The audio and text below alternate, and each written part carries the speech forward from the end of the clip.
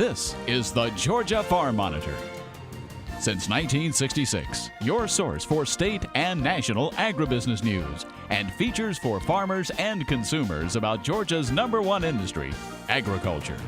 The Farm Monitor is produced by the state's largest general farm organization, the Georgia Farm Bureau. Now, here are your hosts, Ray DeLessio and Kenny Burgamy. Yes, sir. Your go-to source for everything and anything related to Georgia agriculture. So glad you tuned in for another edition of the Georgia Farm Monitor. I'm Ray DeLessio. And I'm Kenny Burgamy. Sit back, relax, cause we've got another great show for you today. Straight ahead on the program, now that UGA has completed their annual ag forecast meetings, what's the outlook for row crop farmers? Good, bad, maybe somewhere in between. We'll have a full report. Also on the show, fighting diseases, eliminating pests, you name it, and it was addressed at the annual Corn Short Course in Tifton recently. Mark Wildman reports on the latest research that's already showing better yields. And then later, we have got you covered if you're looking for some last-minute Super Bowl recipes. Meals from the football field, I guess, is what we should call it this month. All this and more starting right now on the Georgia Farm Monitor. It's billed as Georgia's premier horticultural showcase. Held recently in Duluth, Georgia, Wintergreen 2015 featured a who's who of plant and gardening experts. After visiting the Gwinnett Center exhibit hall, I found out firsthand why the event lives up to its billing. Well, the cold weather of January didn't stop gardeners and landscapers from checking out the latest of the annual gardening event in Duluth. Over 250 booths represented some of the South's best vendors in horticulture at Wintergreen 2015. Among this year's participants were irrigation contractors, wholesale nursery growers, and greenhouse operators. One of the most anticipated features at Wintergreen is the daily walkabout with UGA Emeritus Professor Dr. Michael Durr. Sherry Morris, the executive director of the Georgia Green Association, told me the annual trade show is valuable for nursery growers across the state. The Wintergreen Show is the annual marketplace for Georgia. This is where our horticultural producers and suppliers come and they bring their wares and put together their booths, and they have those out there for our garden centers and our landscapers to come to see what's new for the year and to make their purchases for spring. Morris said the Green Industry Association is statewide. It helps promote the members of the horticultural community from north to south. Well, we have the marketplace, but we also have educational seminars, and so there's a lot of education that takes place in the 3 days in addition to having the marketplace. But most people at this particular time, while they're planning for spring, this is the time that they're thinking about those jobs and they're making their orders and placing whatever supply orders that they need. Plus they're checking out what the new plants are, what's going to be hot for spring, so that they are ready when that customer comes to them in March. Commodity specialist Brandon Ashley with the Georgia Farm Bureau explained the importance of supporting GGIA. It's a good opportunity for us at Farm Bureau to get out to these other industry groups and have a relationship with the people that are in the kind of our friends in the ag industry, and to be a part of their association and meet their members and kind of share what Farm Bureau does to them, and they can share what they do with us. And Matt Bottoms, operator of Bottoms Nursery in Pike County, said he likes the interaction with current and potential buyers at the trade show. I think with any business or any industry, networking is key. And obviously here at the trade show, you get to network, we get to talk firsthand with customers that we don't necessarily see on a regular basis. And again, just relationships, putting names with faces and building those relationships for a long-term business. Sherry Morris with the association said they do work hard every year to assist growers with many challenges, including Georgia's weather that has an impact on the industry. The weather is always, as in any farming instance, the weather is always an issue, and it has been particularly hard in some areas this year because of not enough rain or too much rain, as any other farm industry has. But we work for that, we work around that in trying to make sure that we have plants that are in the right place, and that we work on getting that information out to our end user, whether that be the home gardener or whether that be the landscaper that is actually contracting the job. All right, nice job, Kenny. Well, recently, UGA held its annual ag forecast meetings at locations throughout Georgia, including right here at the GFB headquarters. The purpose of these meetings to give various groups a chance to hear how Georgia agriculture and agribusiness is expected to do in the coming year. Now, most agree these meetings go a long way in helping farmers and agribusiness plan for the future. First of all, they can get an idea of what the prices are going to be the following year, as well as what production is done in the past. Are we going to have surpluses, excess stocks, or are we going to have tight supplies, or whatever it may be, so they can help plan what they're going to do in 2015. Now be sure to stick around, because later in the show, Damon Jones will have a complete report on the crop outlook for 2015, something he attended while covering the recent AFBF convention in San Diego. All right, well, meantime, the annual corn short course of the Georgia Corn Growers Association was held at the UGA Tifton Campus and Conference Center recently. Yeah, and as Mark Wildman reports, last year was a banner year for one Georgia corn grower who set a national yield record. Farmers filled the auditorium at the UGA Tifton Campus Conference Center to hear all of the latest information on how to improve production from their corn fields. This corn short course featured speakers that are experts in fighting diseases, eliminating pests, and managing fertilizer cost. This is a very important meeting for the corn growers, because we've got a lot of new technology coming along, a lot of new herbicides and new fungicides, which in today's world in the corn is really important to control disease. Like last year we had the worst rust outbreak in 15 years in the state, which really cost a lot of yield. We had growers that was making 200 and better bushels every year, and last year, they was down to 150, 160 bushels because of the disease. And these new fungicides coming along, and the test results that the Corn Commission is sponsored for the researchers here at the university to show us how to use these new fungicides is really paying off to make better yields. And speaking of yields, Georgia got some national attention this year when Brooks County farmer Randy Dowdy set a national corn yield record in the irrigated class. He measured 503.7 bushels per acre in his field. I'm humbled by it. We didn't really see it coming. We knew we had some good potential. We knew we had a good crop, but we just didn't see 500. I knew that we were going to be in the 400s. From V10 to R4, the weather really cooperated and had a great season.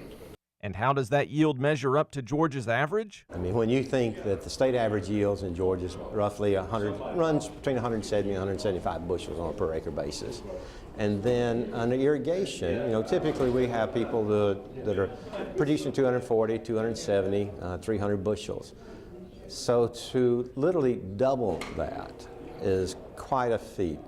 It's an incredible amount of work and science behind it. With lower commodity prices and pressures from other inputs, farmers have to boost their yields to make sure their farming operations stay profitable. It's all about return on investment. So the more bushels you have to sell, potentially the more money you can make. And our cost per bushel this year was $2.63, so that was a good deal.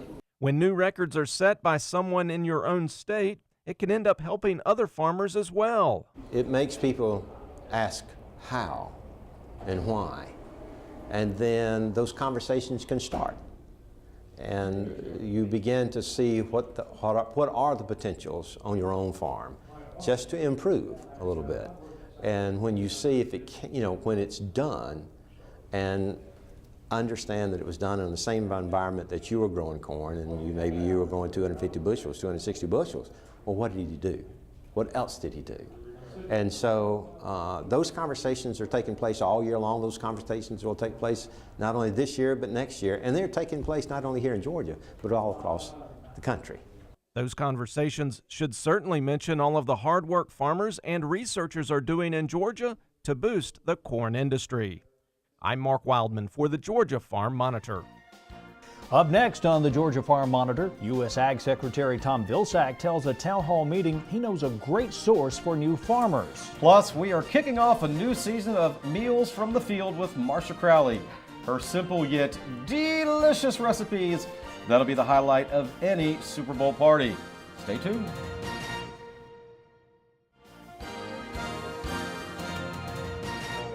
Agriculture Secretary Tom Vilsack says America needs a new crop of farmers and ranchers. Vilsack told a town hall meeting at the American Farm Bureau Federation's annual meeting in San Diego that military veterans are a great source of new farmers. Many of them have rural roots, and because of that, they may want to return to that small town. They may want to get a small acreage to get started, but the availability of land is an impediment and a barrier, and it's not even so much the credit availability. They've got credit.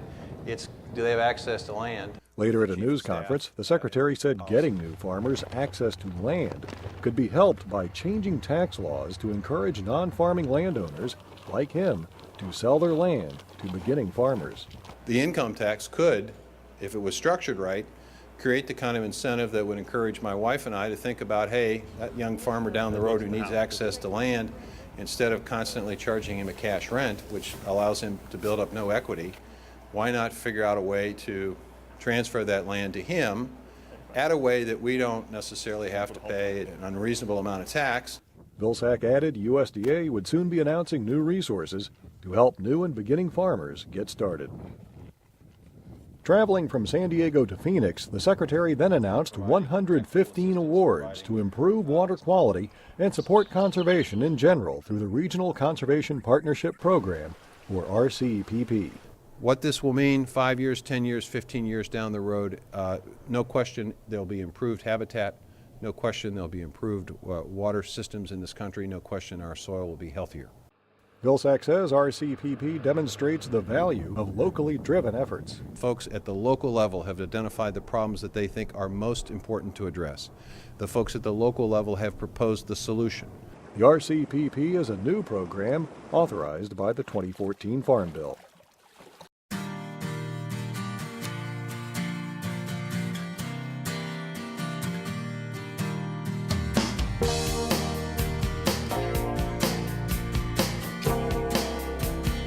All right, welcome back to the Georgia Farm Monitor and to another season of Meals from the Field.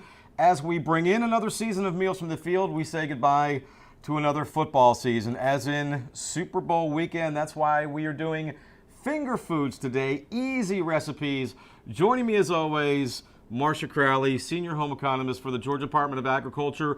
Last time we were calling her the Senior Home Economist because after 34 years, she is retiring from the Georgia Department of Agriculture, but that does not mean that she is leaving Meals from the Field. You're going to continue doing this with us every month. We are so excited, so congratulations on your retirement. Thank you very much. And tell us what we got here today. Again, we're doing finger foods. We've got the football theme going on in honor of Super Bowl weekend. Right. And all right, the first thing we're going to do, we call these Tex-Mex chicken cups. And this won an award, a chicken cooking contest. This is 1.5 pounds of cooked chicken. Your recipe won an award? No, or, it wasn't mine. Okay. I was a judge in the contest. Judge in the contest, okay. And we're going to add to that a cup of ranch dressing. And this recipe is so simple, you're going to be shocked that it won a huge award. You stir that up. And I got to be honest, I did cheat and have a couple before we started. Of course. This segment, and let me just say they are absolutely delicious. They are delicious. All right, this calls for, I'm going to move this out of the way for just a minute. You're going to line a muffin tin with wonton wrappers. Okay. And you buy those in the produce section of just about any grocery store, and they look like this. Okay. All right, you're going to line these muffin tin. And you can brown these if you want for a few minutes before you fill them, but I kind of forgot to do that today, and that worked fine not browning them. Okay. Okay. You're going to fill these with about a tablespoon of this chicken ranch dressing mixture. And this is something you could do ahead and put in the refrigerator and then stuff the cups at the very last minute. So about a tablespoon of the chicken mixture in each of the wonton cups. And on top of that, you're going to add, this is 2 cups of Monterey Jack cheese, but you could substitute any kind of cheese. Okay.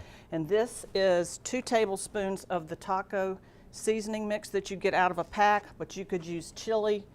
You could really put any kind of Hispanic, Mexican spice in there you like. You stir that up. And I have done this directly. If you use the bag cheese, you can just put the spice in the bag and mix it up. Don't they make Mexican cheese that's it's like a mixture of like Mexican blended cheeses? Yes, and stuff? they do. Really good stuff. Okay, then you're going to, let me grab a spoon, sorry. You're going to put about the same amount of the cheese mixture, about a tablespoon on each of the chicken cups. Okay. Then you're going to bake these for about 20 minutes at $3.50, and we've got a finished product over there. All right. You can top it with salsa, sour cream, peppers, whatever your preference is. Finished product. They're so good, I'm telling you, they're so good, and this won like a huge award. Very easy to make too. Very easy, and very few ingredients. And how That's long do why you I like keep them in the oven? About 20 minutes. 20 minutes? Yeah, 10, Okay. 20 minutes somewhere, All right. until it starts to, the corners start to brown a little bit and the cheese melts. Okay. Okay, the next thing, let's move, get us a little room here. These are spinach squares, and these are great. You can do these ahead as well. You can actually freeze them. I've got in a bowl a cup of flour, some salt, and some baking powder, which you can go to our website or your website and see that. I'm going to add to that 2 beaten eggs. Beaten, not stirred. Yes, exactly. Not shaken either. A cup of milk. Kind of mix that up a little bit.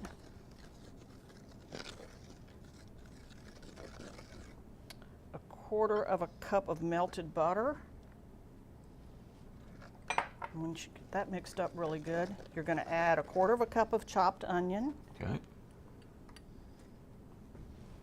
You're going to add a 12-ounce package of spinach. Of course, everything used to call for a 10-ounce package of spinach. They don't make that anymore. No, it's Now all 12 12 ounce, ounces, okay. but I did try it and it works with 12 ounce. You're going to completely squeeze all the water, all the liquid out of this and drain it. The only way I know how to do this is to do it in your hand. Okay. Okay? You're going to add the spinach to that. Stir that up. Cheese time. Yep, and this is 4 cups of cheese. 4 so cups of how cheese. can you go wrong? You can't go 4 wrong with cups, cheese. With 4 cups of cheese. There you go. And like I said, you can make these ahead of time. They freeze well, and add some color other than, you know, dips and chips that you might have on your Super Bowl party table. This is something a little bit healthy, minus the cheese. And you're going to bake these at 350 for about 30 minutes. You'll let them cool, and you're going to cut them into squares. We got those over here as well. And there you go. And these are a hit. Those are the finished product. And then the last thing we're just going to talk about this is a homemade boysen cheese. Very simple. If you were to buy a thing of boysen cheese in the grocery store, it's about $5-6 for one little package, much smaller than this. And all this is cream cheese, butter, spices. It freezes well. You can stuff chicken breast with it. This you can also make ahead of time. That's awesome. Marcia, and it's very good. Thank you so much. Thank and you. again, we are so happy that you're staying aboard with us, because when we talked about what we were going to do, we had said, well, maybe Ray can just do the cooking by himself, and they said, no, Not a good because idea. not a good idea, because Ray will definitely blow up the kitchen. And folks, just a reminder, you can log on to our website, gfb.org/recipe. Everything is there for you in detail. Great stuff, easy recipes to make. Thanks so much for watching. See you next month.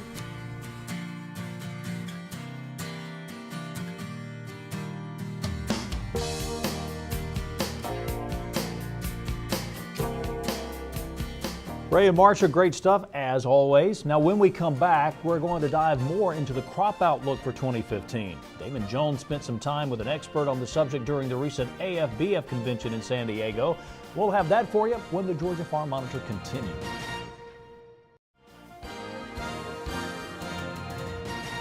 I grew up out here in the country, actually a few miles away. I dabbled in agriculture. I mean, I showed hogs growing up. I was lucky enough to have parents who took on the adventure with me and realized that that's where I wanted to be. So here I am. I showed cattle when I was young. Had a few horses and stuff like that. I team roped and calf roped throughout high school and college. And after college, I went towards South Dakota. Said to head west for most people, so I went out there and worked for a big cattle ranch. You know, nothing was given to us. It's all our own hard work, our own money, our own time. So we worked from 7 to 6 every day, and then come home and work till dark or later every night. And for us, getting started, we're building from scratch, and so our biggest project so far have been clearing fence rows and kind of cleaning up the mess that was here before. And at the end of a day or a long weekend of working outside, and we just really start to feel, you look out there and you see a pile of brush and you know we accomplished something. We want a future in agriculture, and the only way you're going to get there in our position is hard work. With prices on the major row crops down from previous years, farmers are hoping for improvement heading into 2015. Yeah, Damon Jones recently attended the Crop Outlook meeting in San Diego and tells you what to expect in the coming year. Whether it's peanuts, corn, or cotton, row crop production was as good as ever in 2014. However, the same can't be said for the prices, as each took a dip from the previous few years, and it's that ample supply that's the main culprit. If you look at prices on our major row crops, corn and soybeans, cotton, those prices have come down, and what we've really seen is the fundamental supply and demand situation in the market has kind of turned a corner. With that surplus, a dramatic rise in prices isn't likely in the near future, as 2015 is projected to be another good production year if Mother Nature cooperates. I think that, again, if weather is normal, not just in the United States, but globally, we'll continue to see some increases in the availability of those crops, and that's going to continue to keep prices under pressure. However, don't expect the bottom to fall out, as the demand for these products will remain as strong as ever. And it's that interest from consumers that will keep prices stable. I do think that we've got, again, very good demand for these crops. I think that kind of puts a floor under that market. It's not a situation where we've got growing supplies and really weak demand when things really do fall apart. I think if you look at the kind of demand we've got, not just in the United States, but around the world, particularly places like China and India, where we have very populous countries with growing incomes, that gives us a good base to work from even with large supplies. As for the export market, it's likely to see a bump in demand as well. In fact, 2014 was a year that saw record-breaking numbers. I think the export market looks very good. Foreign demand for all ag products has been outstanding. Actually, we had the best year we've ever had in terms of the amount of ag products in general, the value of ag products that we've exported. So exports have been phenomenally good, and the ag sector, I think, has done a tremendous job overall in meeting a growing foreign demand. Considering the lower prices are here for the short term, there's a simple way to manage your profit margin. Again, I think we've got a situation where we have to plan on supplies continuing to increase. That makes it very important to manage costs. It's very important to try to be a low-cost producer, which is always true, but that's especially true in market environments like this. Another piece of advice from Anderson is to be as conservative as possible and take a profit whenever possible. Look at all the tools that are available to manage risk. Look very closely at the crop insurance options that are out there, forward pricing opportunities either through cash forward contracts or through futures and options. And if there's a situation, if there's an opportunity to price at a profit, you better think really hard about doing it, because the profits may be not as easy to come by as they were a few years ago. Reporting from San Diego, I'm Damon Jones for the Georgia Farm Monitor. All righty, Damon, thank you very much, sir. Well, that is going to do it for this week's edition of the Georgia Farm Monitor. Here's a reminder for you, all the latest ag info regarding food, great recipes, and what's happening down on the farm. Check out Twitter, Facebook, and our Pinterest pages. You'll stay informed and see what's up in the world of farming, plus the Farm Monitor show. Take care, everybody. We will see you next week right here on the Georgia Farm Monitor. As always, have a great week.